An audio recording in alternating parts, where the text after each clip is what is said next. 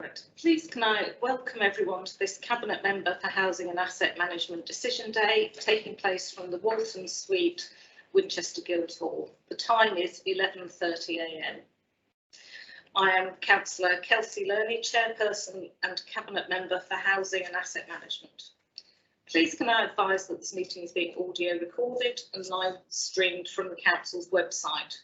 In addition, a video recording of the meeting will be uploaded to the Council's YouTube channel after the meeting. Please can I remind any officers joining virtually to turn off their cameras and mute their microphones until invited to speak. In the room with me I have Verian Lyons, Head of Programme, Dan Lowe from the Central Winchester Project Team, Dawn Adey, Strategic Director, and Nancy Graham from Committee Services. Please can I remind everyone to speak clearly and remember to use your microphone. Finally, can I ask everyone to ensure that mobile phones and other electronic devices are on silent or switched off entirely. Right, so moving on to the agenda, do we have any disclosures of interests? I have nobody indicating any interests. So moving on to item 2, public participation. Do we have any public participation? Not that I'm aware of, thank you, Councillor. Yeah, we do have David Light and Monica Gill from TACT observing in the room. Monica, David, did you wish to speak on this item? Thank you very much. So visiting councillors representation, I have Councillor Horrell to speak. Do you wish to speak after the presentation, Councillor Horrell? That would be wonderful. Thank you, Chair. Right, thank you. So moving on to today's business item, we have approval of quality cost sustainability ratio for the appointment of an architect for King's Walk, paper DD 41. Verian, would you like to present, please? Thanks, Councillor Lerney. So yes, we've had a very short, you will be relieved to hear a very short presentation for you this morning. And what we're doing today is seeking approval to sort of deviate from the standard contract procurement regulations surrounding the quality price evaluation criteria. The standard is 60/40 and we're looking for something a little different. So to talk you through why we're bringing this to seek approval is that, as you're aware, there are plans to bring forward the regeneration of the central Winchester area. All of last year, throughout the year, we had various cabinets and strategic outline case, the outline business case. And in January of this year at full council, the way forward was approved and agreed that we would go out to find a single development partner for the defined site in line with guidance within the SPD to deliver comprehensive regeneration across the site. We acknowledge that that could take some time to bring forward because obviously there will be a comprehensive procurement process to go through for that. And also once we do find the right development partner, there will be a period of planning and designing of the final scheme. So in the interim, we are looking at opportunities to bring forward meanwhile uses across the site. This was first highlighted back in the Cabinet papers back in July of 21, where we laid out exactly what we thought we could do and requested budget. This was further explored through a wider sort of interpretation of that meanwhile use. Should we be doing King's Walk ourselves? Should we put it in with a bigger scheme? Not forgetting that we really do want to try and create some activity and some buzz around the site in the meantime. So we did receive budget back in July of 2021 in order to deliver some transformation of the King's Walk area and the buildings in King's Walk for that meanwhile use opportunity. And I think as time has gone on and we've looked at what we can do and working with architects, there is also an increasing level of antisocial behaviour in that particular area. And I think that the tenants and members of the public are frequently bringing that to our attention. So what we would really like to do in order to address that and also address the falling footfall, which is happening as a result of a lot of that antisocial behaviour, is to look at the temporary uses and the temporary designs with a real quality emphasis rather than just putting something, the cheapest option that might come forward. So what we have looked at, if we could go on to the next slide, to look at the sort of opportunities that we want to deliver at King's Walk. And again, these have been aired at previous cabinet sessions. These images will be familiar to people. Up front and centre, first and foremost, we want to concentrate on looking at the front entrance to Middlebrook Street and King's Walk, looking at how we can work to design out as much as we can some of the antisocial behaviour issues that we're having around the front entrance and really start to make that look and feel much more active, creative and vibrant. So looking in, as I say, in the first instance at that front entrance, you can see there from the image on the right, that's that entrance to King's Walk. And then also moving into the arcade where we've got the nutshell, we want to really transform that into a sort of a courtyard garden, whilst and also moving around to the back on Tanner Street and looking to create some sort of temporary event space in the double height loading bay. So moving on to the next slide, again, a little bit more about the courtyard garden and also not forgetting the elevations along Silver Hill. Again, to try and just make that whole area a little bit more inviting and a little bit more attractive whilst we find that longer term solution.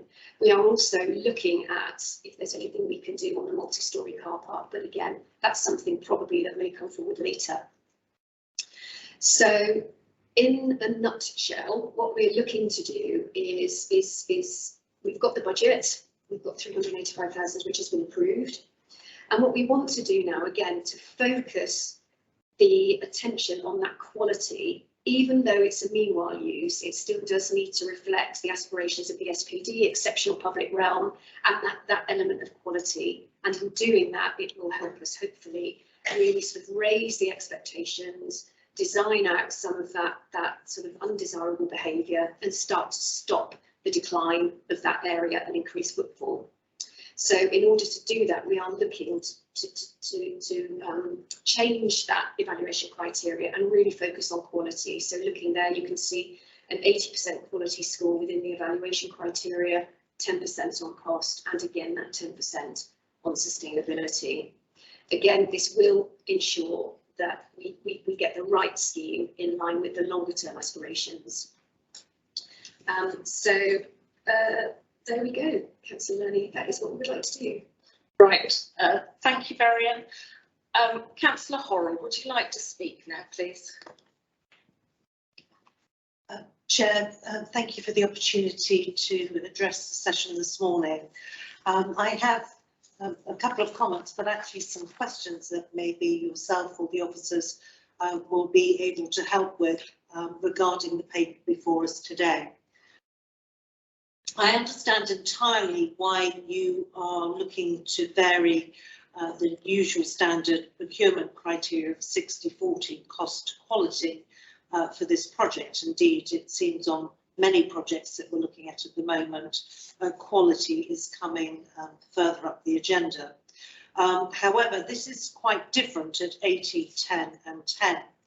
And I think the first question I have is, are we making best use of our resources if the assessment only accounts for 10% attributed to cost? I appreciate we don't want cost at 60, but at 10, are we using the Winchester City Council resources as effectively as we can? You've added sustainability, and I understand why, Chair, but what are the measurements for sustainability? When we look at cost, it's very clear what we're getting and that assessment. But in terms of sustainability, what are the measures that the procurement will be assessed against? The other element, Chair, that you've mentioned in the presentation this morning is the antisocial behaviour in this area. And in fact, that we've got a 3-year time frame here. So we need to be looking to ensure that we maximise the return that we have and the speed at which we conduct this project, if in fact the time frame is just 3 years. And so I'm actually asking, where does speed with the decision and implementation come? Otherwise, we'll almost be meeting ourselves coming backwards on the bigger project if we don't get going and we don't implement. I see the timetable in the proposal that you put before us this morning, but as we often know, these things can be delayed. So is there any element that we're assessing more rigorously in terms of the speed of activity?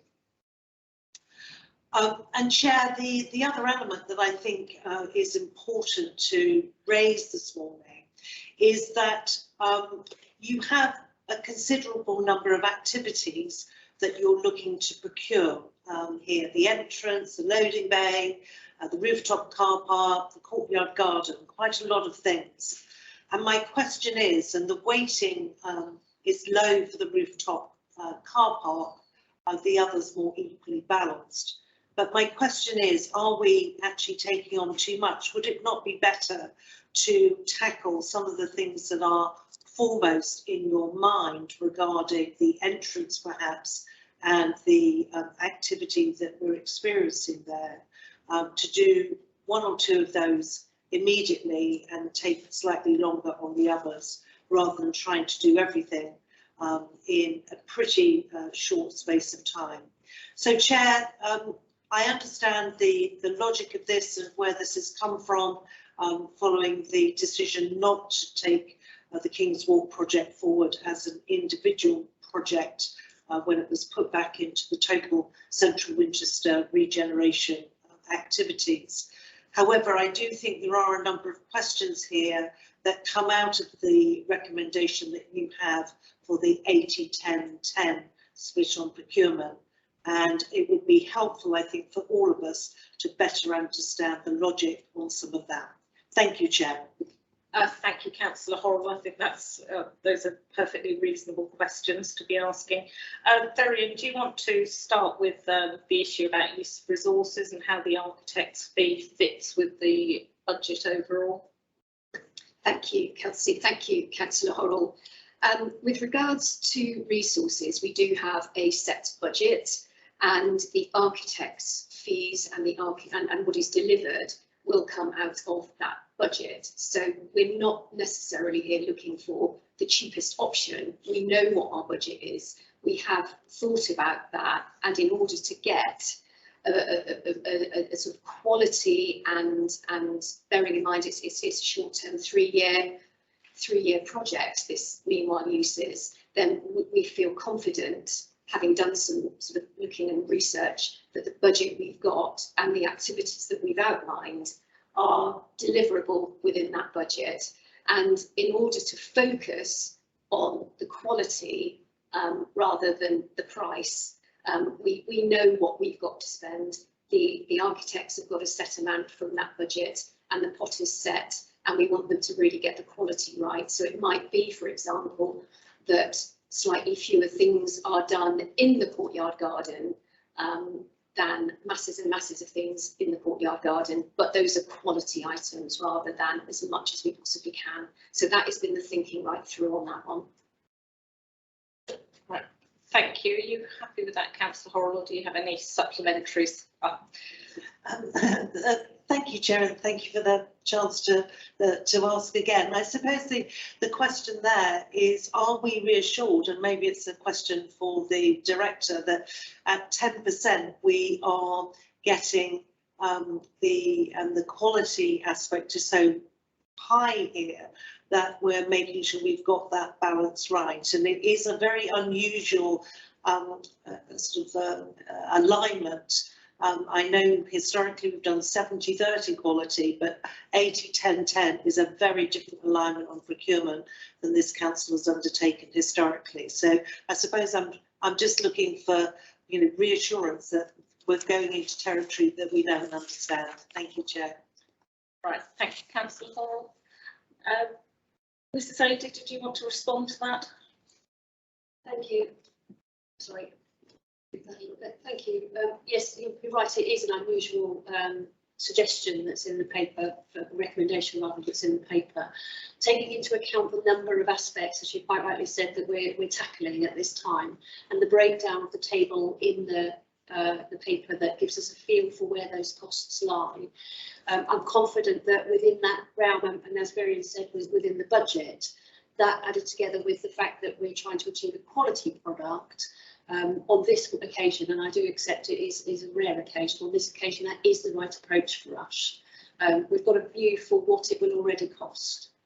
So if someone was outlining on that, we would know that, we would get a feel for why it was outlining while we were evaluating. So I'm confident that the 10% will allow for that. Thank you. Right, thank you.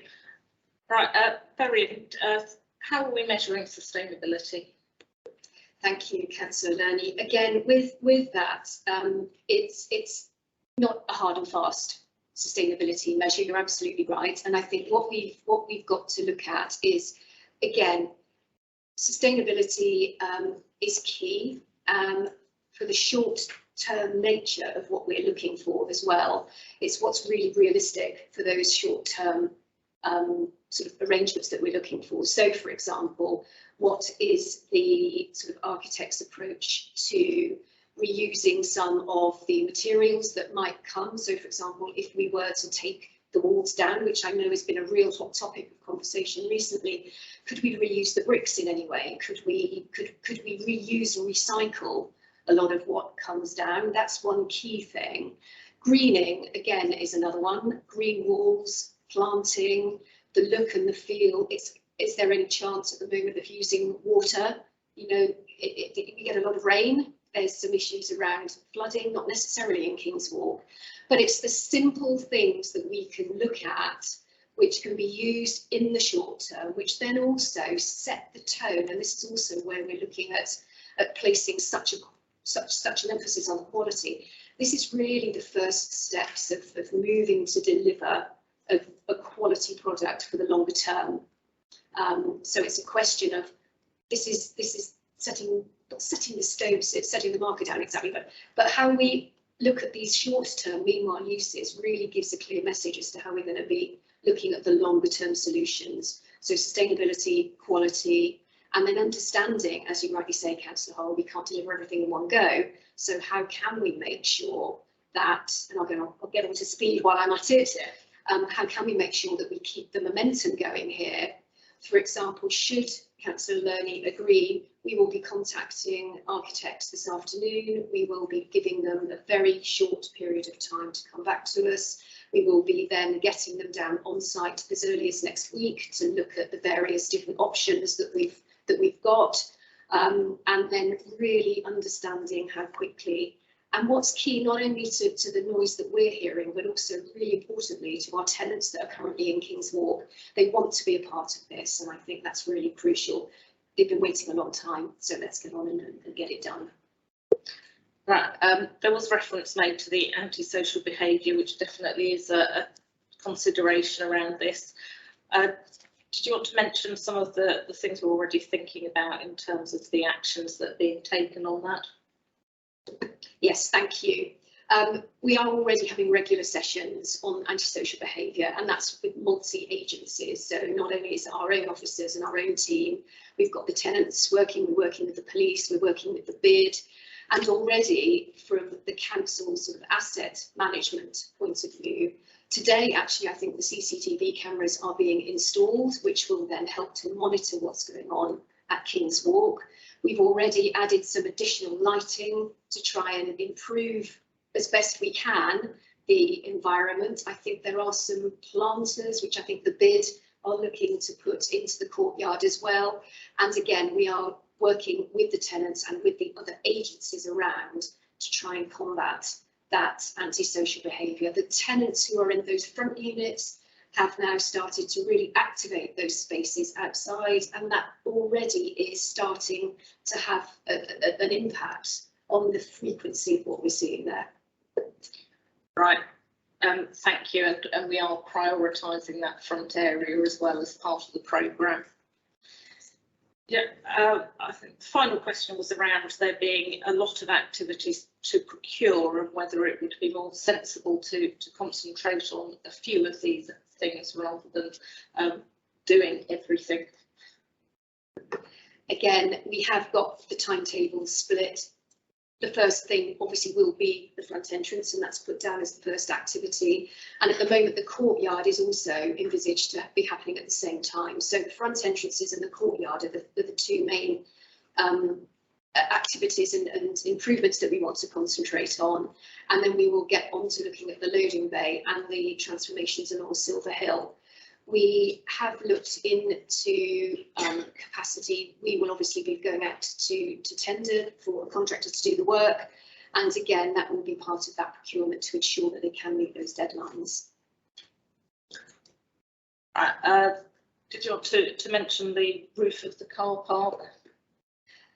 The rooftop car park, we have looked at the rooftop car park, and again, this was something that the Turner Works study looked at when they did that, and I think it could be a really exciting opportunity.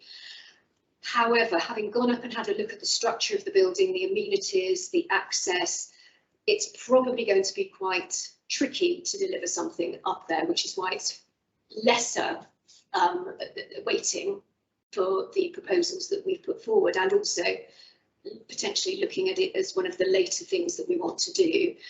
The trouble is half of the multi-storey car park has been demolished. So the only way in really is that front staircase off Middlebrook Street. So we would have to think about alternative means of escape, alternative means of access, how you would get equipment and facilities up onto the roof, and then how we would deal with services, etc. So it's a little bit trickier than we first thought, but we haven't absolutely ruled it out. It's something we will come on to look at, depending on how it goes. But there is potential to use that money elsewhere if that turns out to be more appropriate. Absolutely. We can then recycle that if necessary into some of the other things which are at ground floor level and will have a really great impact. Because the other thing that we wanted to try and do is to enhance and link the linkages back through to the high street, because we know our high street's been quite resilient. What we want to try and do is encourage people to go along Middlebrook Street, through Cross Keys Passage to King's Walk, and then give them a destination when they get there, which again works to that long-term vision for the site being far more central than being sort of a secondary, tertiary unit, which people tend to see it as at the moment. So bringing that forward into the centre more. Right. Thank you. Right, Councillor Horrell. Chair, just one question about resources and officers. Clearly the priority for us is to undertake the overall project for the Central Winchester regeneration, which at Council you put forward your recommendation that we proceed on. And obviously that is a very major piece of work with very significant elements and a limited officer team to oversee that. This project, as well as attractive as it might be, again takes their time, and there are only a limited number of officers to actually undertake all of that. Are you reassured that the Central Winchester project will not find itself delayed in any way because we're undertaking the Meanwhile Use project? Thank you. Yeah, certainly resources are always a key consideration here. I think it's important to remember that in this particular instance, we're talking not just about using the Central Winchester project team, but also we have staff from asset management working on this. Mrs. Adey, did you want to comment on resources? Yes, I'm quite happy to. And again, a good challenge. We're constantly reviewing the resources to make sure we can accommodate the next steps going forward. So very into the working alongside me on a major resource plan for this year to come forward in the budget to make sure that we've got adequate resources. So I absolutely can assure you that we've got both work streams well planned. Thank you. Yeah, and I would also say we've actually got officers who are very enthusiastic about working on this and feel it's very exciting, which is always helpful. Right. Thank you. So if I turn my attention to the paper, so thank you for the presentations and answers to the questions that have been raised. Clearly, I've questioned officers about this paper previously, and I have to say that while, as has already been mentioned, the latest footfall figures do show that footfall in Winchester is not only holding up, but it is above pre-pandemic levels. In the current economic climate, as we go into an increasing cost of living crisis, I think we can't afford to be complacent about our high street and the need to create areas in our town that draw people in and keep them here for longer. And I do think King's Walk is an opportunity to create a new destination and give us that start on the vibrant mixed-use quarter envisaged in the Central Winchester SPD. The creation of the Creative Hub was also strongly supported in the consultation carried out on the Central Winchester development proposals. I do want the intention to do the work in phases, allowing us to create that sense of change sooner rather than later, as well as take measures on antisocial behaviour. We have already seen a programme of events start at the South Downs Social, one of our new tenants in King's Walk, bringing people into the city, and we do have occupants ready to go into other units who have similar aspirations. But it is essential that we get this right and employ an architect with the vision to achieve the change we want to see. The architect's fee is specified in the budget, and I am therefore happy to approve the variation from the council's contract procedure rules. So the recommendation is that the Cabinet Member for Housing and Asset Management agrees that the quotations to appoint an architect to consider short-term improvements at King's Walk is evaluated on the criteria of 80% quality, 10% cost, 10% sustainability, and acknowledges that this is an amendment to the Council's contract procedure rules, CPR's paragraph 29. So I agree with that recommendation. Right, so thank you everybody for attending this meeting today, and I hope you enjoy the rest of the day. Goodbye. Thank you.